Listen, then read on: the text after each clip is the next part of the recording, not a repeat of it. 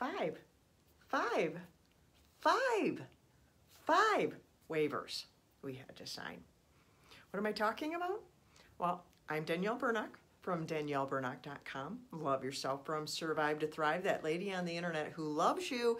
And I just got back from a little respite vacation with my husband, and we went to Austin, Texas, and we did 5 different tours in addition to other activities we did, and we had a wonderful time, and we rested, we got respite that we needed.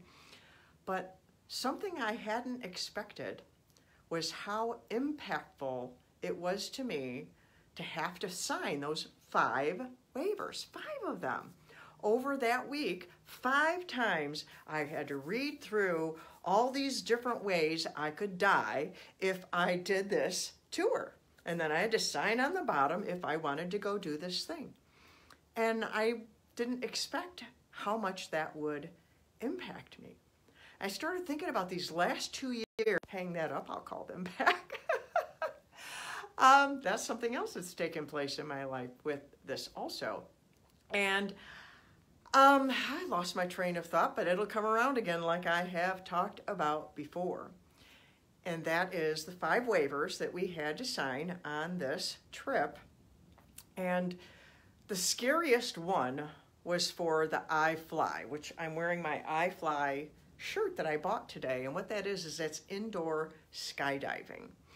And people have tried to get me to do do skydiving, you know, jumping out of a plane, and it sounds so very exciting, but I just cannot fathom the thought that I would be able to jump out of that plane, because to me, in my head, it means certain death, which is not true. But that's really the point, is what's going on in our head. Over these last 2 years with the pandemic and the social economical stuff and the political stuff and all the stuff going on in our world, it's been like a constant stream of the voice going, danger, danger, danger, danger, danger, danger, danger.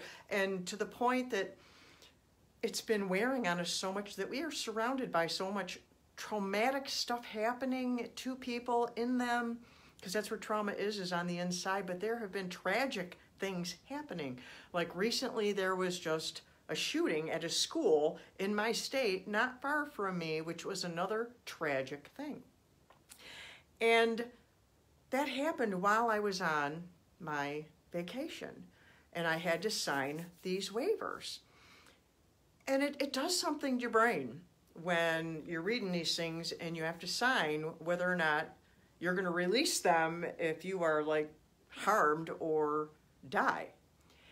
And I was thinking about how we have such a, can have such a false sense of safety when we do the things that we know, when we sit in our little comfort spaces and we feel everything's just fine.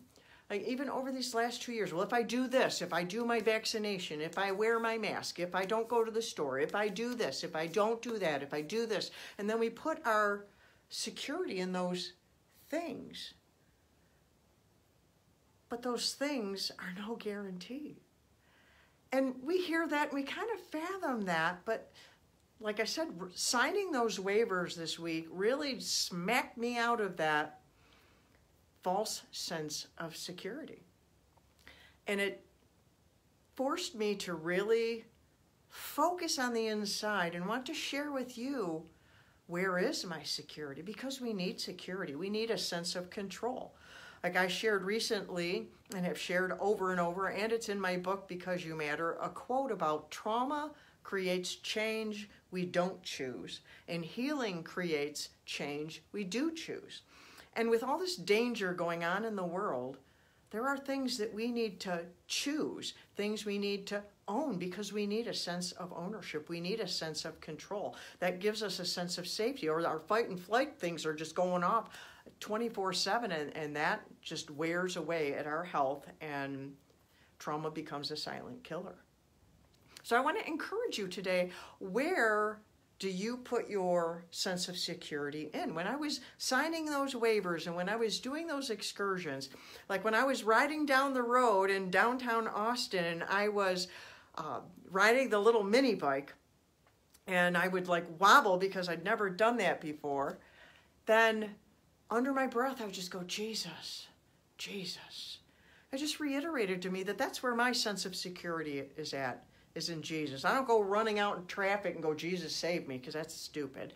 But so we need to do the things to pay attention, and we need to do what's in our heart. We need to follow the faith that's in our heart. Like, whether you want to get vaccinated or not, it shouldn't be because the government says so or because your job says so. It should be because you go inside your heart and you ask God, I serve Jesus. If that's your same one, you ask him, do you want me to do this? And then you do it in faith. And that's a completely different thing than doing it through compulsion. Whatever you do or don't do, I encourage you to do it in faith. That's signing the waiver. When I was signing my waiver, I was exercising faith that I was going to live and not die, and I was going to have fun doing these things, and I did. They were exhilarating. They were so much fun. I went ziplining and the mini bike thing, like I mentioned, and the indoor skydiving, and went on a Segway tour and did a pedicab tour. I'd never done that before. All those things, they were great. But because of the waiver, I had to stop and pause. Where am I putting my faith when I'm going to do this? And I want to encourage you to pause every day. Where are you putting your faith every day? Yes, there's crap going on out in the world. There's danger, danger, danger. If you're anywhere near my age, when you were a kid growing up, there was a program called Lost in Space, and they had this big robot that went, danger, danger, danger, all the time. Nobody ever listened to him. And we need to listen to when our heart is crying that, and take that to the one that we serve and have faith in, and ask for his safety, for his security, so we don't have a false sense of security. We have a real sense of security. We have a place where we have taken those fears and we have put them there. I bought a t-shirt from the zip line also. On the back it says, harness your fears.